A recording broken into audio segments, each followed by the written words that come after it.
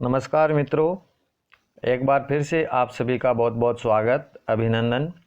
आज के इस वीडियो में हम शिक्षण सहायक सामग्रियों से संबंधित क्वेश्चंस करेंगे। पहला क्वेश्चन है, निम्न में से कौन सी सर्वदर्श्य सामग्री है? सर्वदर्श्य सामग्री इनमें से कौन सी है? तो वृत्तचित्र। दूसरा है, निम्न में से पाठ्यगामी क्रिया है। पाठ्यगामी क्रिया कौन सी है इनमें से? तो प्रदर्शनी जो है ये पाठ्यगामी क्रिया है, और ब्लैक बोर्ड, पाठ्य पुस्तक, दृश्य सर्वे सामग्री ये शिक्षण सहायक सामग्रियां हैं। तीसरा है, शिक्षण सहायक सामग्री का वर्गीकरण सर्वप्रथम किसने किया था? शिक्षण सहायक सामग्री का वर्गीकरण सर्वप्रथम किया था हेत सिंह बाघेला ने।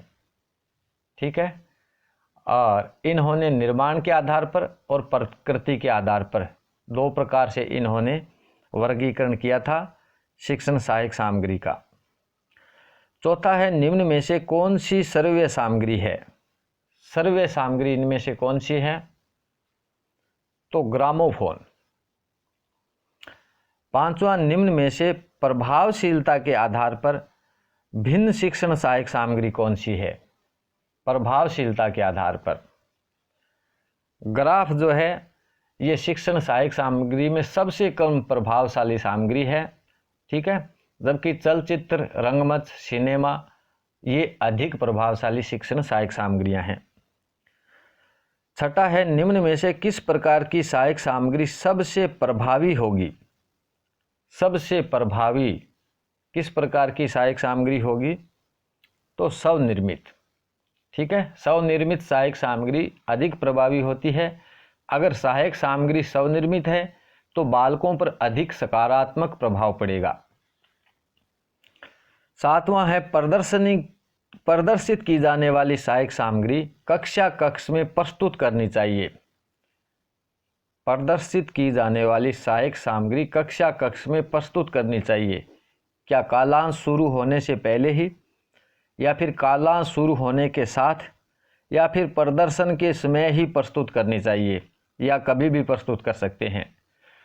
तो प्रदर्शित करने वाली सहायक सामग्री कक्षा कक्ष में प्रदर्शन के समय ही प्रस्तुत करनी चाहिए। आठवां है, हेत सिंह बाघेला के शिक्षण सहायक सामग्री वर्गीकरण के अनुसार प्रकृति के आधार पर शिक्षण सहायक सामग्री है।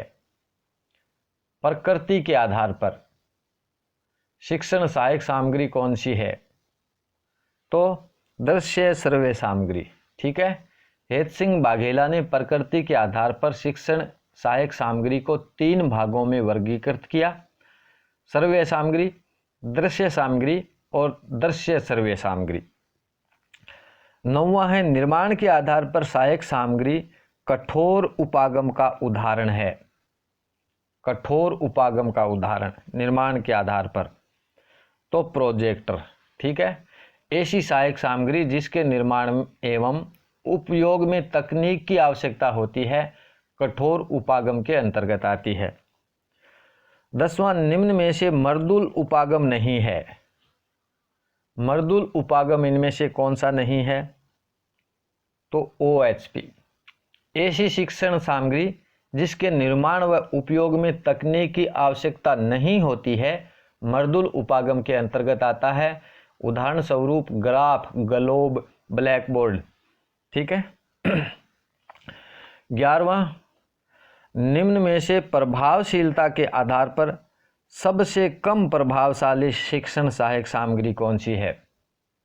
इनमें से प्रभावशीलता के आधार पर सबसे कम प्रभावशाली शिक्षण सामग्री कौन सी होगी? तो रिफ्लेक्टर। ठीक है, प्रभावशीलता के आधार पर दृश्य सर्वे सामग्री सबसे श्रेष्ठ मानी जाती है। दृश्य सर्वे सामग्री जो है वो प्रभावशीलता के आधार पर सबसे श्रेष्ठ मानी जाती है। दृश्य सर्वे सामग्री के अंदर OHP, टीवी, कंप्यूटर, रंगमंच, सिनेमा इन्हें सम्मिलित किया जाता है। 12वां, निम्न में से सबसे श्रेष्ठ शिक्षण सहायक सामग्री मानी जाती है। सबसे श्रेष्ठ, तो सबसे श्रेष्ठ होगी दृश्य सर्वे सामग्री। 13वां है निम्न में से पाठ्य पुस्तक के उद्देश्यों के संदर्भ में सत्य कथन है। पाठ्य पुस्तक के उद्देश्यों के संदर्भ में सत्य कथन कौन सा है? तो भाषा के सांस्कृतिक लक्ष्यों को प्राप्त करना, बालकों के ज्ञान को बढ़ाना और शब्द व सूक्ति भंडार में वृद्धि करना, ये सभी पाठ्य पुस्तक के उद्देश्यों के संदर्भ में सत्य कथन है। 14वां है निम्न में से पाठ्य पुस्तक के बाह्य गुण के संदर्भ में असत्य कथन कौन सा है? बाह्य गुण के संदर्भ में असत्य कथन हमें बताना है कौन सा है। तो मौलिकता जो है ये बाह्य गुण नहीं होता है, ठीक है। पाठ्य पुस्तक के बाह्य गुणों में हम सम्मिलित करते हैं मूल्य, जिल्द, चित्र, कागज, मुद्रण यानी छपाई, पाठ्य पुस्तक का नाम, पाठ्य पुस्तक का आकार, डिजाइन आदि, ये सभी पाठ्य पुस्तक के बाह्य गुणों के संदर्भ में होते हैं, लेकिन मौलिकता का पाठ्य पुस्तक के बाह्य गुण से कोई संदर्भ नहीं है। नेक्स्ट है विषय वस्तु से संबंधित पाठ्य पुस्तक का कौन सा गुण है? विषय वस्तु से संबंधित पाठ्य पुस्तक का गुण होता है कौन सा? आभ्यंतर गुण, ठीक है। पाठ्य पुस्तक के आभ्यंतर गुण जैसे विषय वस्तु से संबंधित, शैलीगत, विविधता, मौलिकता, भाषा स्तर के अनुकूल, सौदस्यपूर्ण तथा जीवन से संबंधित। 17वां माधुर्यता किस तरह के पाठक का लक्षण है? माधुर्यता किस तरह के पाठक का लक्षण है? सिंपल श्रेष्ठ पाठक के लक्षण है, ठीक है। और श्रेष्ठ पाठक के लक्षणों की अगर बात करें तो उचित लय के अनुसार उच्चारण किया जाता है, ठीक है। शुद्ध स्वरों का उच्चारण करता है और श्रेष्ठ पाठक जो होता है वो धैर्यवान होता है, पदों का उचित विभाजन करता है और अक्षरों का स्पष्ट उच्चारण करता है।